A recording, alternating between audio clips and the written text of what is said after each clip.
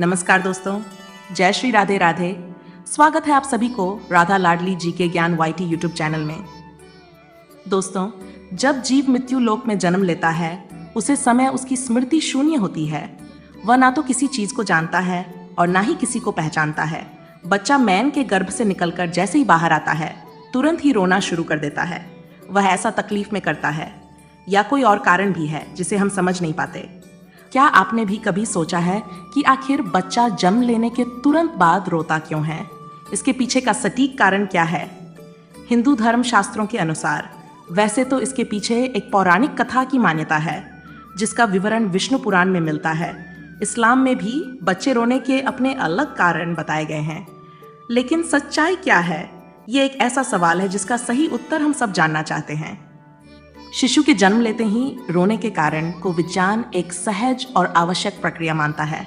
तो दोस्तों, लिए इस वीडियो में सबसे पहले हम बच्चे के रोने को लेकर वैज्ञानिक दृष्टिकोण समझते हैं। फिर हिंदू धर्म शास्त्रों में वर्णित उसे पौराणिक कथा को जानेंगे जिसका उल्लेख विष्णु पुराण में मिलता है। और हाँ दोस्तों, आपसे विनती है कि चैनल को सब्सक्राइब कर लीजिए और कमेंट बॉक्स में जय श्री कृष्ण लिखकर परमात्मा को अपना आभार व्यक्त कीजिए। दोस्तों, नए जीवन की प्रक्रिया पुरुष और स्त्री के समागम के साथ शुरू होती है, जिसके फलस्वरूप जी को एक नए शरीर के रूप में स्त्री के गर्भ में स्थान मिलता है। जब तक बच्चा माता के गर्भ में रहता है तब तक वह सांसारिक दुनिया से अनजान होता है।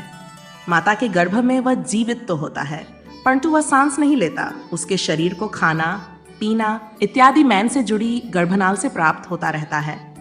बच्चे के फेफड़े तो बन जाते हैं लेकिन वह प्रयोग में नहीं रहते।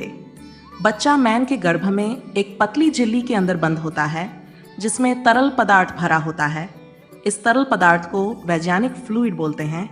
यही तरल पदार्थ बच्चे के मुंह, श्वास नाली और फेफड़े तक में पहुंच जाता है। लेकिन जब तक बच्चा मैन के गर्भ में रहता है तब तक इस तरल पदार्थ से बच्चे को कोई कष्ट नहीं होता, बल्कि इसी तरल पदार्थ की वजह से वह मैन के गर्भ में सुरक्षित रहता है। प्रसव की क्रिया मैन और बच्चे दोनों के लिए कष्टदायक होती है। बच्चा बहुत सक्रिय मार्ग से निकलकर दुनिया में आता है। जिस क्षण बच्चा मैन के गर्भ से बाहर निकलकर इस संसार में आता है उसके आसपास का परिवेश बदल जाता है। अब शिशु को जीवित रहने के लिए श्वास की जरूरत होती है।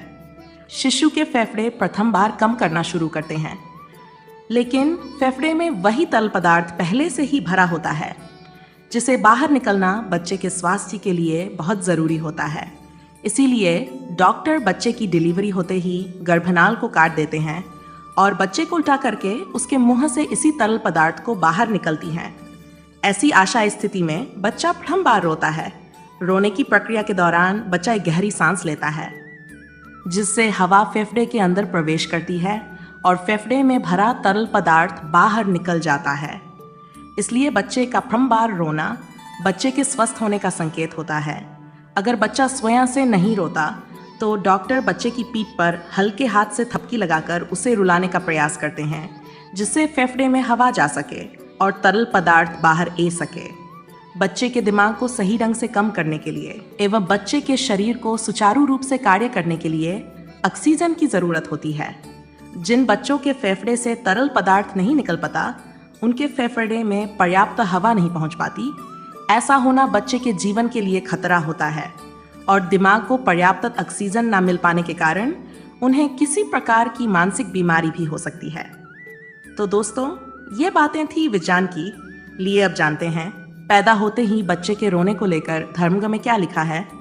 शिशु जब प्रथम बार रोता है तो उसके रोने का स्वर कुछ इस प्रकार सुनाई देता है, जैसे वह पूछ रहा हूँ, कहाँ हूँ मैं, कहाँ हूँ।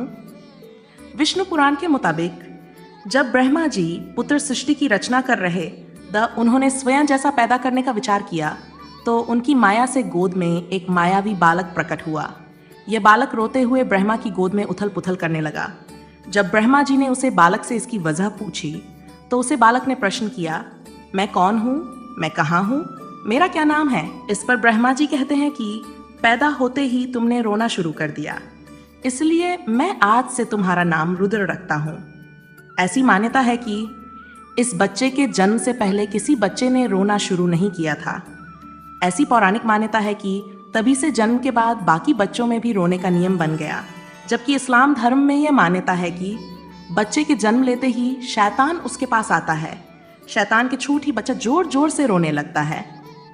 इसीलिए ऐसी मान्यता है कि जब बच्चे की पैदाइश हो जाए तो फौरन उसके दाएं कान में जान और बाएं कान में इमामत पढ़नी चाहिए, ताकि बच्चा शैतान के डर से महफूज अल्लाह की पनाह में रहे और पैदा होते ही अपने परवरदिगार का नाम सन ले। क्या आपको बच्चे के रोने का कारण पहले से ही पता था? कमेंट बॉक्स में ज़रूर बताइए दोस्तों। अगर आपको इस विषय से कोई अन्य जानकारी चाहिए तो आप डिस्क्रिप्शन में दिए गए हमारे और वीडियो को देख सकते हैं। दोस्तों, आशा करते हैं कि आपको हमारी ये कोशिश पसंद आई होगी।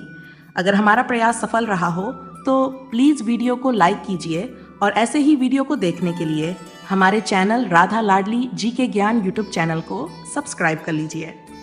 सर्वे शुभम भवतु। आइए मिलते हैं अगली वीडियो में। जय श्री राधे राधे।